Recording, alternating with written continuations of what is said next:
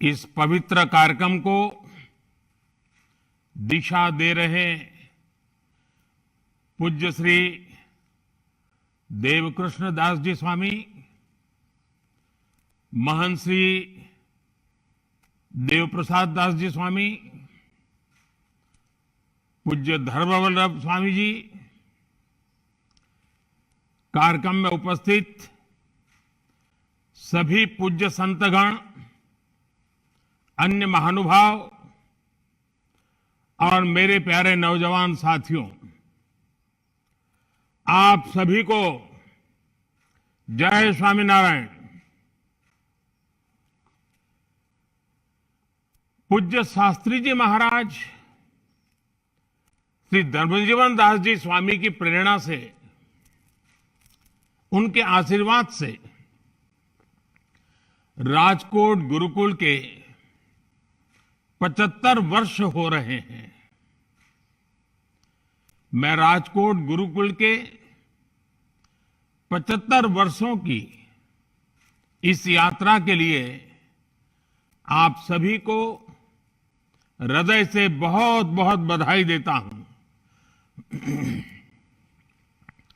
भगवान श्री स्वामीनारायण, उनके नाम स्मरण से ही एक नव चेतना का संचार होता है। और आज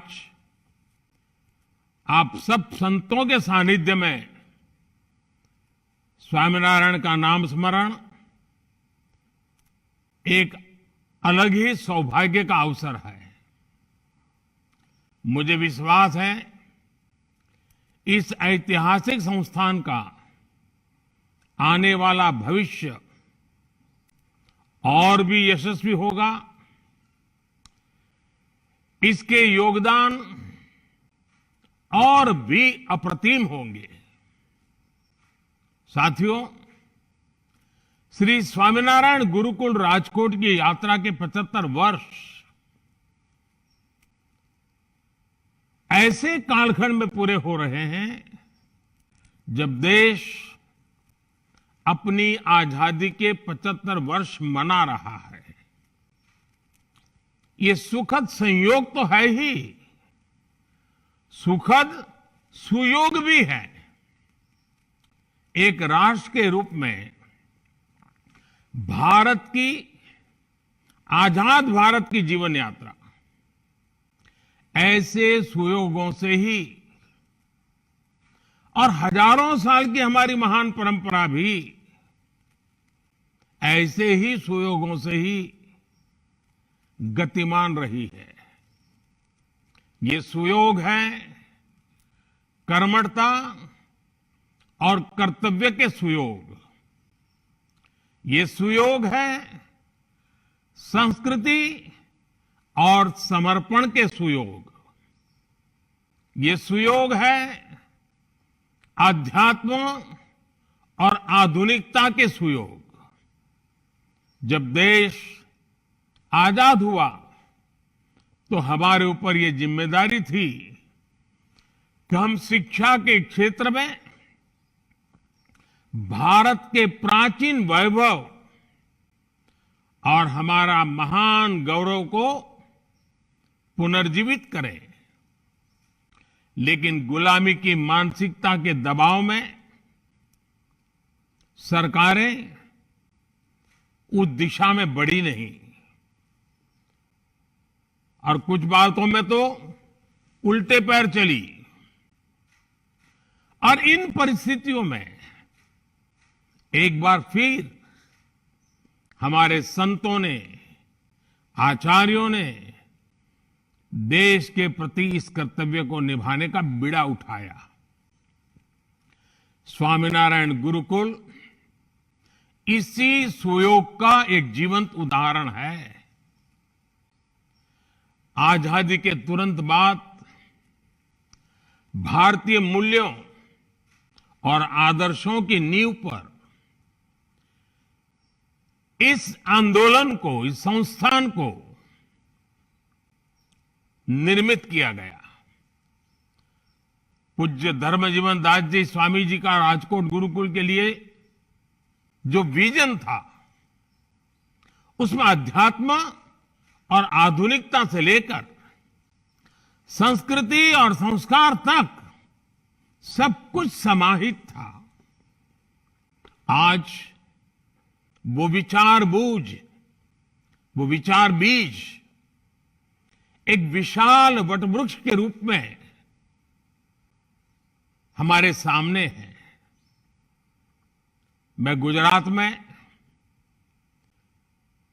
आप सबके बीच में ही रहा हूं, आपकी के बीच में पला बड़ा हूं,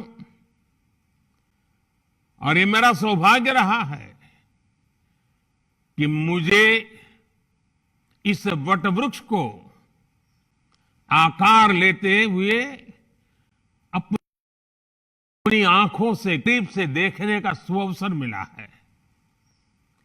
इस गुरुकुल के मूल में भगवान स्वामीनारायण की प्रेरणा रही है। प्रवर्तनीया सद्विद्या भुवि यत् सुकृतम महत्, अर्थात सत विद्या का प्रसार संसार का सबसे पवित्र, सबसे महत्वपूर्ण कार्य है। यही तो ज्ञान और शिक्षा के प्रति भारत का वो शाश्वत समर्पण है जिसने हमारी सभ्यता की नींव रखी है। इसी का प्रभाव है कि कभी राजकोट में केवल 7 विद्यार्थियों के साथ प्रारंभ हुए गुरुकुल विद्या प्रतिष्ठानम की आज देश विदेश में करीब 40 शाखाएं हैं। हर वर्ष यहां हजारों की संख्या में विद्यार्थी आते हैं। पिछले 75 वर्षों में गुरुकुल ने छात्रों के मन मस्तिष्क को अच्छे विचारों और मूल्यों से सींचा है ताकि उनका समग्र विकास हो सके। आध्यात्म के क्षेत्र में समर्पित युवाओं से लेकर इसरो और बार्क में वैज्ञानिकों तक हम गुरुकुल परंपरा ने हर क्षेत्र में देश की मेघा को पोषित किया है। और गुरुकुल की एक विशेषता हम सब जानते हैं और आज के युग में हर किसी को वो प्रभावित करती है। बहुत कम लोगों को मालूम है कि उस कठिन काल में भी और आज भी ये गुरुकुल एक ऐसा संस्थान है जो हर गरीब छात्र से शिक्षा के लिए एक दिन का केवल 1 रुपया फीस लेता है। इससे गरीब विद्यार्थियों के लिए शिक्षा पाने का रास्ता आसान हो रहा है। साथियों, आप सभी जानते हैं कि भारत में ज्ञान ही जीवन का सर्वोच्च उद्देश्य रहा है। इसलिए जिस कालखंड में दुनिया के दूसरे देशों की पहचान वहां के राज्यों और राजकुलों से होती थी, तब भारत को भारत भूमि के गुरुकुलों से जाना जाता था। गुरुकुल यानी गुरु का कुल, ज्ञान का कुल। हमारे गुरुकुल सदियों से समता, ममता, समानता और सेवा भाव की वाटिका की तरह रहे हैं। नालंदा और तक्षशिला जैसे विश्वविद्यालय भारत की इस गुरुकुल परंपरा के वैश्विक वैभव के पर्याय हुआ करते थे। खोज और शोध ये भारत की जीवन पद्धति का हिस्सा थे। आज हम भारत के कण कण में जो विविधता देखते हैं, जो सांस्कृतिक समृद्धि देखते हैं, ये उन्हीं शोधों और अन्वेषणों के परिणाम है। आत्म तत्व से परमात्मा तत्व तक, आध्यात्म से आयुर्वेद तक, सोशल साइंस से सोलर साइंस तक, मैथ से मेटलर्जी तक और शून्य से अनंत तक हमने हर क्षेत्र में शोध किए, नए निष्कर्ष निकाले। भारत ने अंधकार से भरे उन युगों में मानवता को प्रकाश की वो किरणें दी जिनसे आधुनिक विश्व और आधुनिक विज्ञान की यात्रा शुरू हुई। और इन उपलब्धियों के बीच हमारे गुरुकुलों की एक और शक्ति ने विश्व का मार्ग प्रशस्त किया। जिस कालखंड में विश्व में जेंडर इक्वलिटी जैसे शब्दों का जन्म भी नहीं हुआ था, तब हमारे यहां गार्गी, मैत्रेयी जैसी विदुषियां शास्त्रार्थ करती थी। महर्षि वाल्मीकि के आश्रम में लवकुश के साथ ही आत्रेय भी पढ़ रही थी। मुझे खुशी है कि स्वामीनारायण गुरुकुल इस पुरातन परंपरा को, आधुनिक भारत को आगे बढ़ाने के लिए कन्या गुरुकुल की शुरुआत कर रहा है। 75 वर्ष के अमृत महोत्सव में, आजादी के अमृत काल में इस संस्थान की शानदार उपलब्धि होगी और देश के लिए महत्वपूर्ण योगदान भी होगा। साथियों, आप सभी बेहतर तरीके से जानते हैं कि भारत के उज्जवल भविष्य में हमारी आज की शिक्षा व्यवस्था और शिक्षण संस्थानों की कितनी बड़ी भूमिका है। इसलिए आजादी के इस अमृत काल में देश एजुकेशन, इंफ्रास्ट्रक्चर हो या एजुकेशन पॉलिसी, हम हर स्तर पर अधिक गति से, अधिक विस्तार से काम में जुटे रहते हैं। आज देश में बड़े शैक्षिक संस्थानों, आईआईटी, IIIT, IIM, एम्स जैसे संस्थानों की संख्या में बड़ी वृद्धि हो रही है। 2014 के बाद से मेडिकल कॉलेजों की संख्या में 65% से ज्यादा की बढ़ोतरी हुई है। नई राष्ट्रीय शिक्षा नीति के जरिए देश पहली बार उस शिक्षा व्यवस्था को तैयार कर रहा है जो फॉरवर्ड लुकिंग है, फ्यूचरिस्टिक है। जब नई पीढ़ी बचपन से ही बेहतर शिक्षा व्यवस्था में पलेगी और बढ़ेगी, तो देश के लिए आदर्श नागरिकों का निर्माण भी स्वतः होता चला जाएगा। यही आदर्श नागरिक, आदर्श युवा 2047 में, 2047 में, जब देश आजादी के 100 साल मनाता होगा, विकसित भारत के सपने को सिद्धि तक लेकर के जाएंगे। और इसमें निश्चित तौर पर श्री स्वामीनारायण गुरुकुल जैसे शिक्षा संस्थानों का प्रयास बहुत अहम होगा। साथियों, अमृतकाल की अगले 25 वर्षों की यात्रा में आप संतों का आशीर्वाद और आप सभी का साथ बहुत महत्वपूर्ण है। आज भारत में और भारत के संकल्प भी नए हैं, उन संकल्पों की सिद्धि के प्रयास भी नए हैं। आज देश डिजिटल इंडिया, आत्मनिर्भर भारत, वोकल फॉर लोकल, हर जिले में 75 अमृत सरोवरों का निर्माण, एक भारत श्रेष्ठ भारत के विजन को लेकर आगे बढ़ रहा है।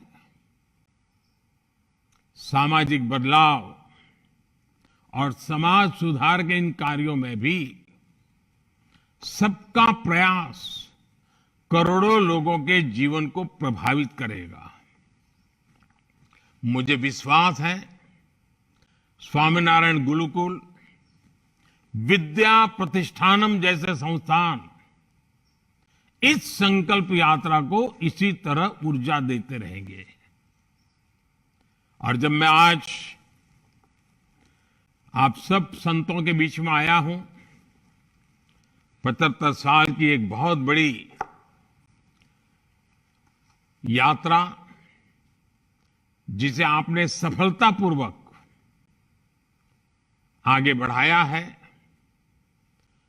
अब इसका विस्तार देश के युवाओं के लाभ में भी होना चाहिए। क्या मैं स्वामीनारायण गुरुकुलों से आज एक प्रार्थना कर सकता हूं? हमारा जो नॉर्थ ईस्ट है, आप तय करें कि हर वर्ष कम से कम 100 युवक 15 दिन के लिए नॉर्थ ईस्ट जाएंगे। नागालैंड है, मिजोरम है, अरुणाचल प्रदेश है, त्रिपुरा है, सिक्किम है। 15 दिन वहां जाना, वहां युवकों से मिलना, उनसे परिचय बढ़ाना, वहां की चीजों को जानना, आकर के उसके ऊपर लिखना। हर वर्ष कम से कम 150 युवक 15 दिन के लिए वहां जाएं। आप देखिए 75 साल पहले हमारे संतों ने कितनी कठिनाइयों में इस यात्रा को आरंभ किया होगा। आपको वहां जाकर के लिखेगा कि कितने होनहार युवक हमारे नॉर्थ ईस्ट में है। अगर उनके साथ हमारा नाता जुड़ जाता है तो देश के लिए वो एक नई ताकत जुड़ जाएगी। आप कोशिश कीजिए। उसी प्रकार से क्या हमारे संत समुदाय में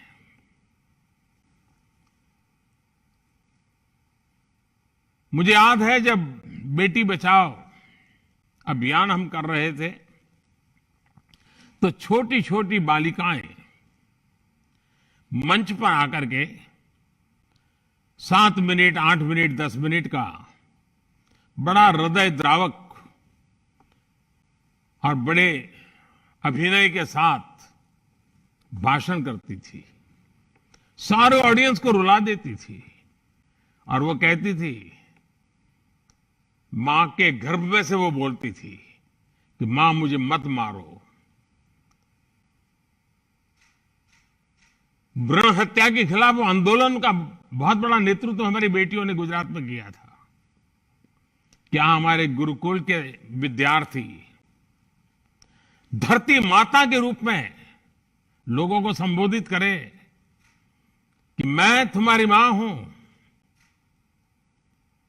मैं तुम्हारे लिए अन्न, फल, फूल सब पैदा करती हूं, मुझे मत मारो। ये फर्टिलाइजर, ये केमिकल, ये दवाइयां, मुझे उसे मुक्ति दो। और प्राकृतिक खेती की तरफ प्रेरित करने के लिए किसानों के बीच में मेरे गुरुकुल के विद्यार्थी इस प्रकार से स्ट्रीट प्ले करे, शेरी नाटक करे।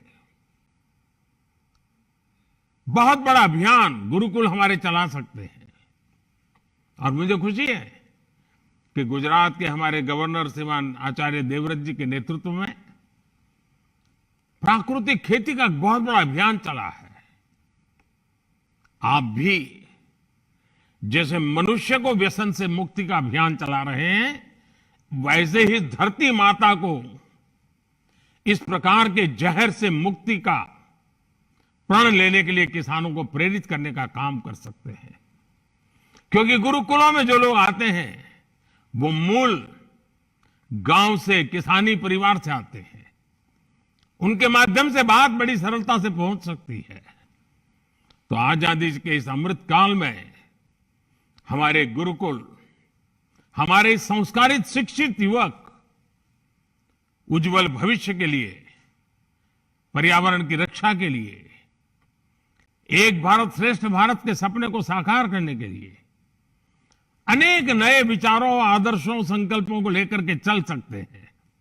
और मुझे विश्वास है स्वामीनारायण परंपरा की मेरे लिए बड़ा सौभाग्य रहा है कि स्वामीनारायण परंपरा में जब भी मैं आपसे मिला हूं, जो भी मांगा है आप सबने पूरा किया है। आज जब मैं इन चीजों को मांग रहा हूं, मुझे विश्वास है आप भी इसको पूरा करेंगे और गुजरात का नाम तो रोशन होगा ही होगा, भावी पीढ़ी का जीवन आसान होगा। फिर एक बार आप सबका बहुत बहुत धन्यवाद। जय स्वामीनारायण।